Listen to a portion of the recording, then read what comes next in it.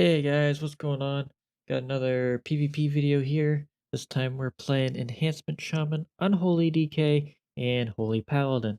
Um, so if you didn't know, Enhancement got a small buff this reset, which was a little bit damage to Lava Lash and a little bit of damage to Elemental Blast, while also gaining a buff to our Stormweaver PvP talent, which was buffed by 50%, which isn't quite worth taking just yet, maybe in some matches, but overall I just find Burrow better. Um, but yeah, they did nerf Storm a little bit by 10% on Lightning Bolt to Thorm's Invocation, so it's not as powerful now. So fire build is definitely the better option. But onto the match. First we got here is RMP. We're fighting Arcane Rogue and Sub Rogue, or Arcane Rogue, Arcane Mage and Sub Rogue. This is a high burst comp with super setup, so we want to shut down the Arcane Mage as much as possible. He only has one spell school, so try and kick whatever you can essentially, because no matter what you kick, you won't be able to cast, which is the nice part. But here we do proc precog, which means he was free casting, but he didn't get a poly off. And then the priest went in for a nice fear. I tremored it instantly, and then the mage just fell over pretty quick. So they are very squishy aside from their mobility. So yeah. Here we're fighting Hero Cleave, which is Havoc Demon Hunter Unholy DK. We want to focus down the Unholy DK. The reason why is because Unholy doesn't have as much movement as Havoc Demon Hunter, and they're more susceptible to damage. Whereas Demon Hunters have their blur and movement and darkness and leech, so they're kind of like a really not a good target to hit. Although DKs do have quite a bit of sustain, they don't have that movement to get away really fast. So here we want to hit the DK. We want to keep our eye on the priest and kick his penance whenever he's casting. And here the DK is doing a good job of trying to grip me behind the pillar so my healer has to be in a bad position. So I am ready for that, making sure that I can Ghost Wolf and get out of there, get back into Shook's line. And then right here is where the DK makes a mistake. He chases after Shook, so we get a bit of extra damage. I go for a Hex on the priest, goes off. The DK runs really far away, grips me back to him, away from the Demon Hunter, and then we just take him out. So it's really unfortunate on their part, a little bit of miscommunication for them, because if he didn't grip me, the Demon Hunter would have had some free reign on me, which could have been bad for us. But on to the next one, we got Demonology Shadow Priest. This is one of the most annoying comps. Well, anything with a Demon Lock is really annoying because Demon Lock has so much control in CC, but we want to focus the Shadow Priest with our kick. The reason why is he only has one spell school.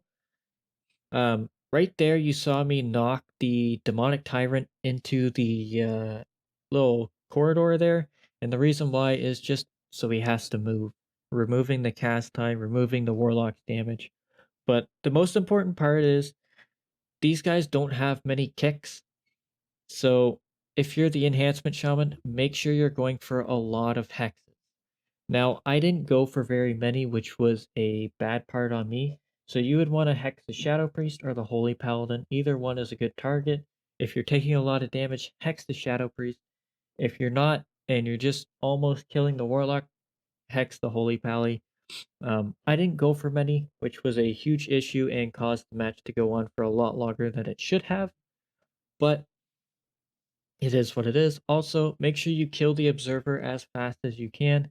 The reason why is because everything you do is a cast, which means the observer is beating the crap out of you all the time, which sucks. Now, he won't be in melee range because he is in the sky, so you do have to use your spells to get at him. If you jump, you can sometimes hit him, but majority of the time you cannot. Uh, so here we get a silence on the Holy Paladin. I walk over to the priest to kind of scare him, and then I go for a hex on the Paladin. We get a bit of free damage here on the Warlock just for a little bit. We start beating him up. Shoot gets a nice hodge, which causes the Pally to use his bubble to save the Warlock. but it still didn't matter. So the priest ended up life swapping, which is huge. So that means we got 3 cooldowns. We got sacrifice, bubble, and life swap. And there's another observer way up in the sky that we have to try and kill, which is super annoying. And I go for another hex. I finally realize, oh man, I can get hexes off. And so we start beating up the warlock once again. The priest life grips. There's the lay on hands. And now they have nothing left. They really don't have anything left for this warlock. So we know, okay, this is their last stretch. He drops a tyrant, which is kind of scary, but he's also health funneling his pet. So that means he's taking extra damage and he goes down. Warlock pet reduces the damage the warlock takes. So if you can kill it, go for it. If not, don't worry about it. But on to the last match. We got Arms Warrior, Havoc Demon Hunter.